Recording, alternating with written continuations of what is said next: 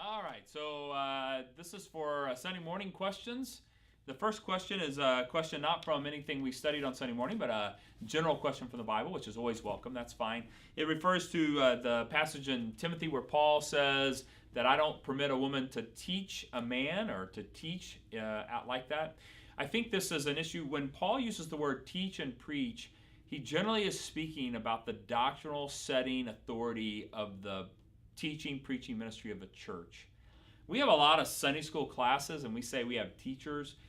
Paul is not talking about small group discussion. He is talking about a corporate worship where a pastor or teacher stands and says, this is the word of the Lord. Here's the authoritative position of God according to the scripture. And so with that, I would say, first of all, Paul doesn't have a problem with women. Paul had women prophetess that approached him at Caesarea Maritima, where he comes in contact with Philip's daughters, Philip the evangelist's daughters, and they're very vocal about things and teaching, and Paul doesn't rebuke them because they're women. I think what Paul is concerned about is the authoritative teaching ministry of the church, and there's a lot of reasons for this, but one might be that if you have a husband and wife, and if the husband and wife are supposed to model the relationship of Christ to the church, and then the wife is the primary doctrinal setter of the congregation with spiritual authority over her husband, then you have a weird picture of Christ and the church, how that relationship should be played out. So that's one issue there.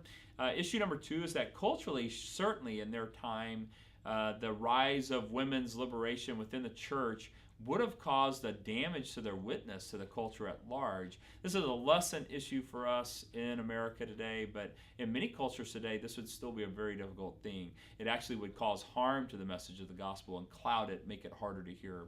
But I think it is something beyond just culture. I do think there is some element of which God in his sovereignty has decided that in the leadership of a church, the doctrinal setting position of the church, that it's safer to have that fall to a man, but that does not preclude women from all kinds of ministry within the church, including teaching at every age and environment in terms of Sunday school, in terms of things like giving testimony, leading, and singing. There's no prohibition, and there's all kinds of examples in the Bible, both men and women, doing all kinds of things like that, using their gifts.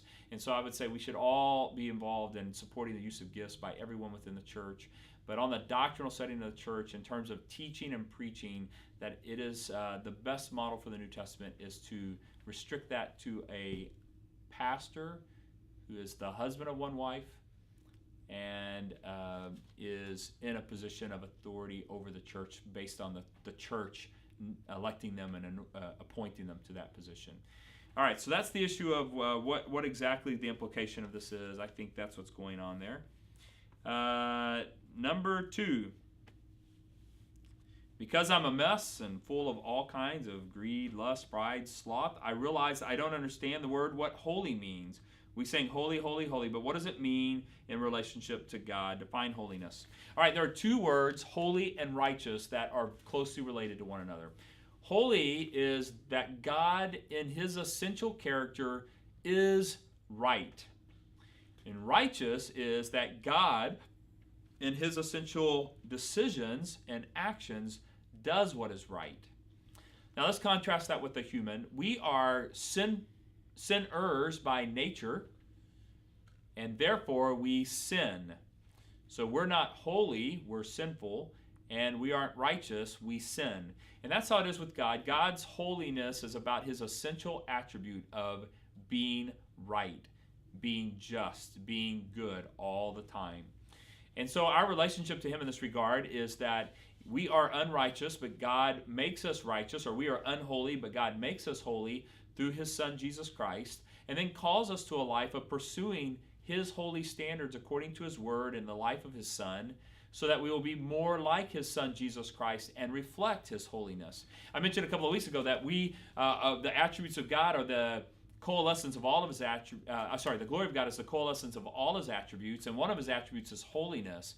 And we, as created beings, are to see, know, experience, and put on display the attributes of God. So we're to put on the display of God's grace toward other people in the way we treat each other. We're also supposed to display His holiness, though, which means that we are in our essential character to be right. Now, this doesn't mean that on our own power we can do this, but as we grow closer and closer to God, we walk with Him, we should become more like His Son, Jesus Christ, who essentially is holy in His character, therefore does what is right or practices righteousness in His actions. So the relationship between us and God in this regard is that we are unholy. God redeems us out of that through the death of His holy Son. He then makes us holy, the process of sanctification or making us holy, whereby God makes us more like His holy Son, that the behaviors we have, the decisions we make are more consistent with who He is and His attributes and character. But one day we will die, and God in His perfection will make us completely holy and wash us completely clean of our sin.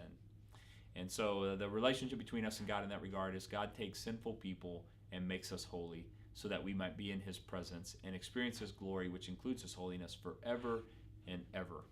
Those are good questions. Wow, this week there was a couple of really good questions. I hope you all have a great week. We'll see you Sunday morning.